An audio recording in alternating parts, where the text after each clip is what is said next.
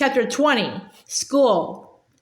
Monday morning came. As soon as Laura and Mary had washed the breakfast dishes, they went up the ladder and put on their Sunday dresses. Mary's was a blue sprigged calico, and Laura's was red sprigged. Ma braided their hair very tightly and bound the ends with thread. They could not wear their Sunday hair ribbons because they might lose them. They put on their sunbonnets, freshly washed and ironed. Then Ma took them into the bedroom. She knelt down by the box where she kept her best things, and she took out 3 books.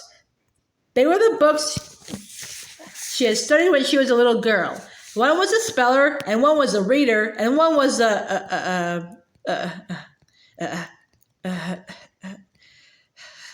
arithmetic.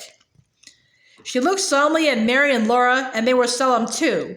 I am giving you these books for your very own, Mary and Laura, Ma said. I know you will take care of them and study them faithfully. Yes, Ma, they said. She gave Mary the books to carry. She gave Laura the little tin pail with their lunch in it under a clean cloth. Goodbye, she said. Be good girls. Ma and Carrie stood in the doorway, and Jack went with them down the knoll. He was puzzled. They went on across the grass where the tracks of Pa's wagon wheels went, and Jack stayed close beside Laura. When they came to the ford of the creek, he sat down and whined anxiously.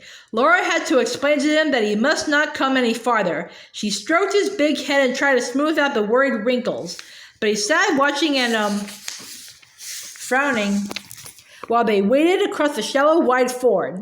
They waded carefully and did not splash their clean dresses. A blue heron rose from the water, flapping away with his long legs dangling. Laura and Mary stepped carefully onto the grass. They would not walk in the dusty wheel tracks until their feet were dry, because their feet must be clean when they came to town. The new house looked small in its knoll, with the great green prairie spreading far around it.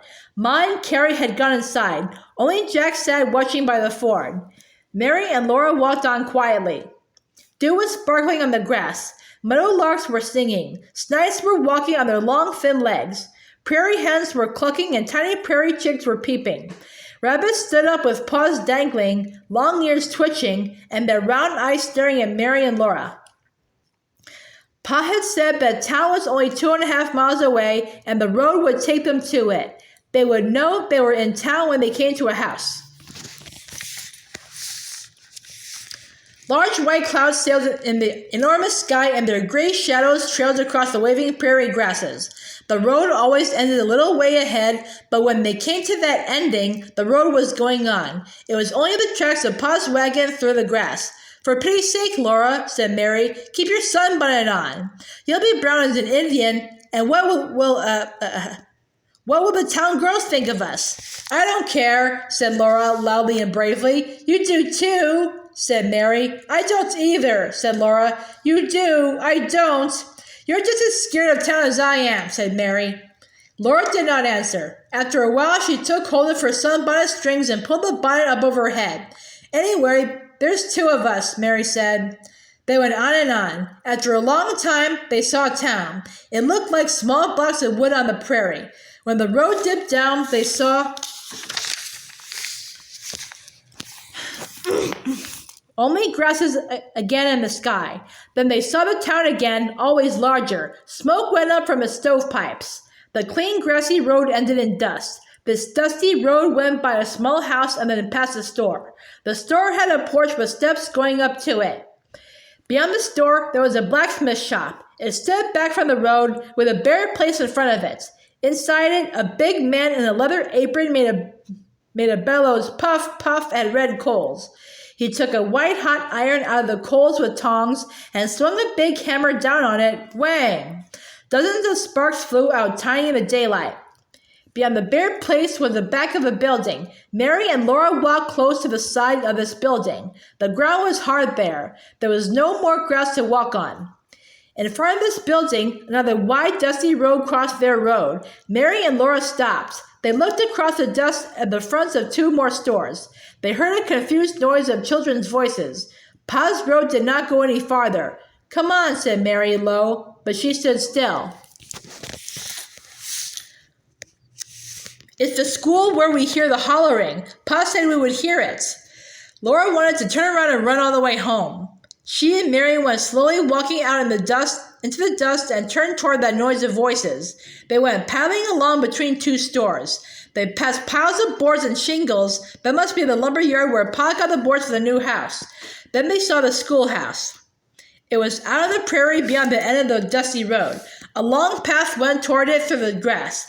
Boys and girls were in front of it. Laura went along the path toward them and Mary came behind her. All those girls and boys stopped their noise and looked. Laura kept on going nearer and nearer all those eyes, and suddenly, without meaning to, she swung the dinner pail and called out, "You all sounded just like a flock of prairie chickens." They were surprised, but they were not as much surprised as Laura. She was ashamed too. Mary gasped, "Laura!" Then a freckled boy with fire-colored hair yelled, "Snipes yourselves! Snipes! Snipes! Long-legged snipes!"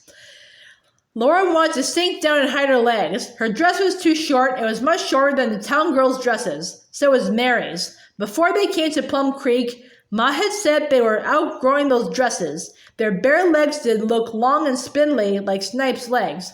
All the boys were pointing and yelling, "Snipes! Snipes!" Then a red-headed girl began pushing those boys and saying, "Shut up! You make too much noise! Shut up, Sandy!" she said to the red-headed boy, and he shut up. She came close to Laura and said, "My name is Chrissy Kennedy, and that horrid boy is my brother Sandy, but he doesn't mean any harm. What's your name?" Her red hair was braided so tightly that the braids were stiff. Her eyes were dark blue, almost black, and her round cheeks were freckled. Her sunbonnet hung down her back. "Is that your sister?" she said. "Those are my sisters." Some big girls were talking to Mary.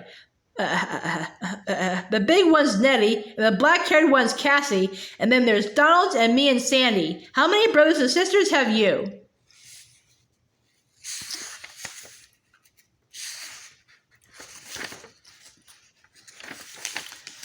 "Two," Laura said. "That's Mary, and carries the baby. She has golden hair, too. And we have a bulldog named Jack. We live on Plum Creek. Where do you live?"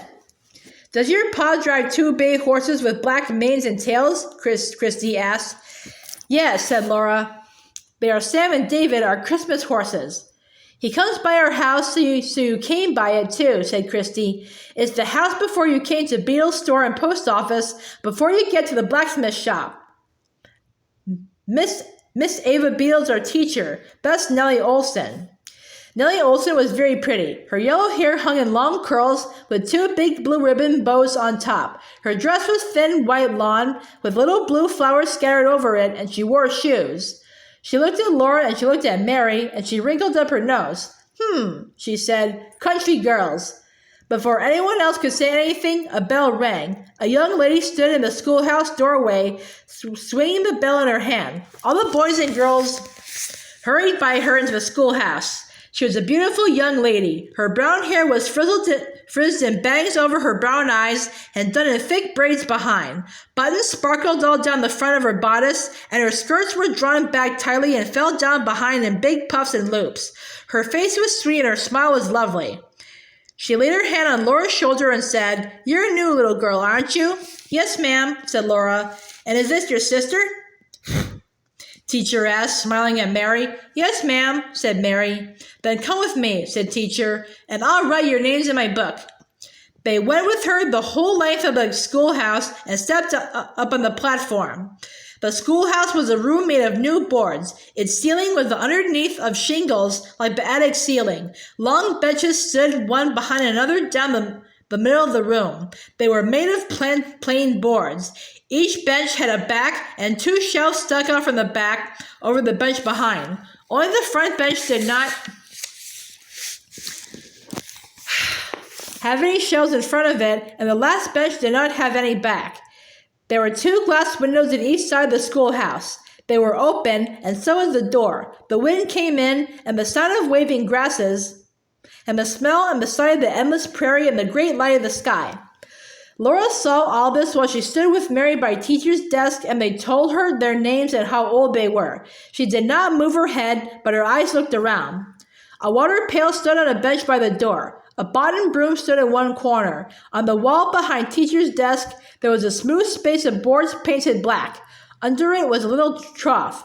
Some kind of short white sticks lay in the trough, and a block of wood with a woolly bit of sheepskin pulled tightly around it and nailed down.